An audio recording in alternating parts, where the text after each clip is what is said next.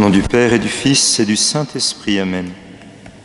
Eh bien, chers frères et sœurs, la liturgie de la messe du jour de Noël est un petit peu singulière, dans la mesure où l'évangile du jour est le prologue de l'évangile de Saint Jean, et donc le dernier évangile n'est plus lu à la fin de la messe, aujourd'hui, ce matin. Je vous propose donc aujourd'hui un petit commentaire spirituel de ce prologue de Saint Jean. C'est une invitation à la contemplation du mystère de l'incarnation et de la nativité du Sauveur. Une invitation à l'émerveillement devant la bonté de Dieu envers chacun de nous. Comme Marie, nous conservons toutes ces choses et nous les méditons dans notre cœur.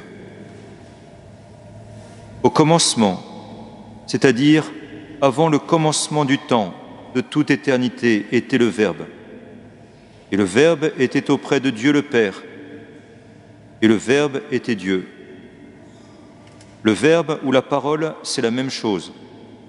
Le Verbe est le fruit de la pensée du Père, l'expression de sa pensée.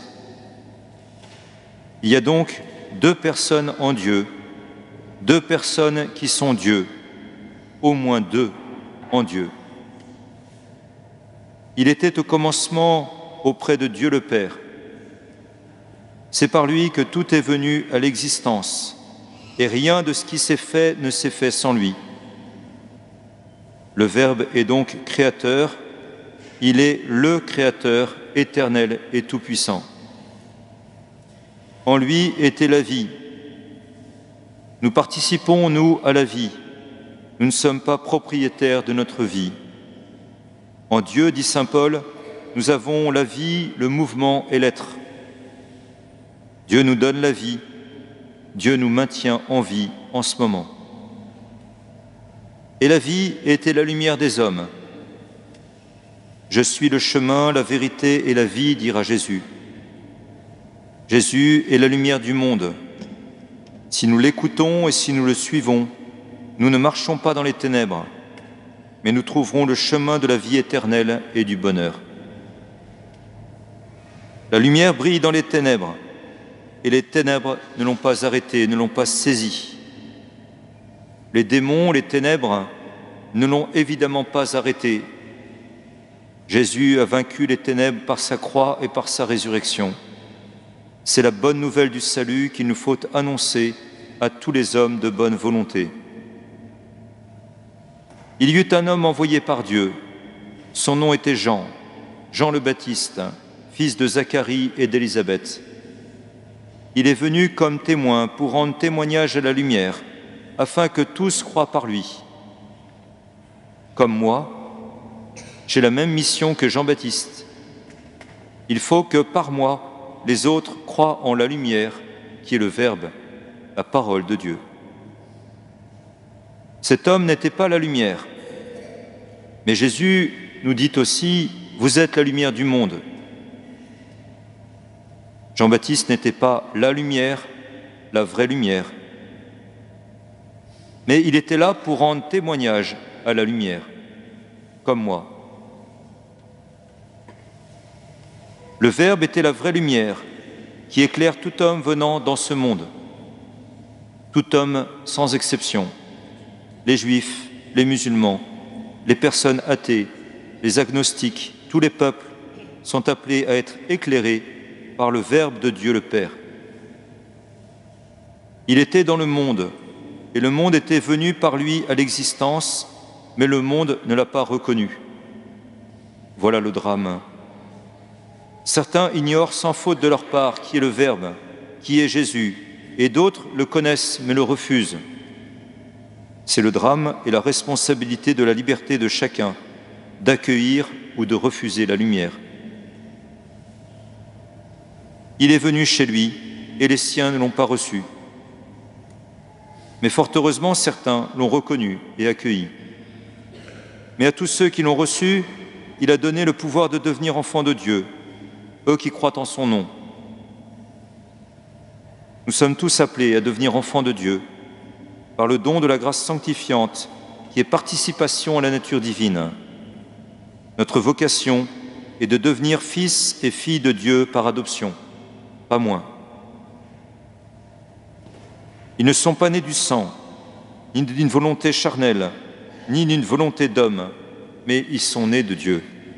Nous sommes nés de Dieu. Nous sommes invités à naître d'en haut, à naître de l'eau et de l'Esprit Saint, et pas seulement de nos parents, de la chair et du sang. Notre vocation est divine et pas seulement naturelle. Nous ne sommes pas créés pour un bonheur naturel seulement, mais pour être en communion avec Dieu, pour voir Dieu. Et le Verbe s'est fait chair et il habitait parmi nous. Littéralement, il a planté sa tente parmi nous. C'est le mystère et la joie de Noël. Un enfant nous est né, un fils nous a été donné. La souveraineté repose sur ses épaules. C'est le roi des rois, c'est Dieu fait chair, vraiment Dieu, vraiment homme. C'est le Fils de Marie, c'est le Fils du Père éternel. Et nous avons vu sa gloire, la gloire qu'il tient de son Père comme Fils unique, plein de grâce et de vérité.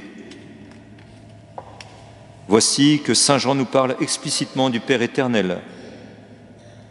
Nous avons vu la gloire de Dieu resplendir sur le visage de ce petit enfant, emmailloté et déposé dans une mangeoire. Et je poursuis la suite du prologue de Saint Jean. Jean le Baptiste lui rend témoignage en proclamant « C'est de lui que j'ai dit, celui qui vient derrière moi est passé devant moi, car avant moi il était. Avant qu'Abraham fût, je suis, dira Jésus. Avant moi, Jean-Baptiste, il était. Il est l'alpha et l'oméga, il est éternel parce qu'il est Dieu. Oui, celui qui vient derrière moi est passé devant moi, car avant moi, il était. Tous, nous avons eu part à sa plénitude. Nous avons reçu grâce après grâce. Nous voyons bien la bonté et la libéralité de Dieu à notre égard. Nous recevons grâce après grâce, jour après jour, minute après minute, seconde après seconde. Comme nous devons remercier le Seigneur de sa bonté, de sa miséricorde. Car la loi fut donnée par Moïse, la grâce et la vérité sont venues par Jésus-Christ.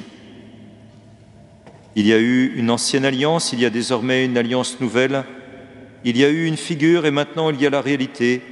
Il y a eu une annonce et il y a désormais un accomplissement. La grâce qui nous est offerte et proposée, c'est celle de devenir enfants de Dieu par l'Esprit Saint, troisième personne de l'unique et indivisible Trinité. L'Esprit Saint est dominum et vivificantem, il est Seigneur et il donne la vie de Dieu. Il donne la vie de la grâce, il fait renaître, il ressuscite les âmes avant de ressusciter les corps au dernier jour. Dieu le Père, personne ne l'a jamais vu. Le Fils unique, lui qui est Dieu, lui qui est dans le sein du Père, c'est lui qui l'a fait connaître. Je connais donc le mystère du Père, du Fils et du Saint-Esprit, grâce aux paroles de Jésus. Je suis chrétien parce que j'ai reçu librement et par grâce la connaissance de Jésus et par lui de son Père et de l'Esprit Saint. Quel bonheur d'avoir la foi et d'être disciple de Jésus le Seigneur, le Verbe fait chair. Hodie, venite, adoremus. Aujourd'hui, venez, adorons-le, bénissons-le, louons-le, proclamons-le, faisons-le connaître et aimer. Le Verbe s'est fait chair et il habitait parmi nous. Amen.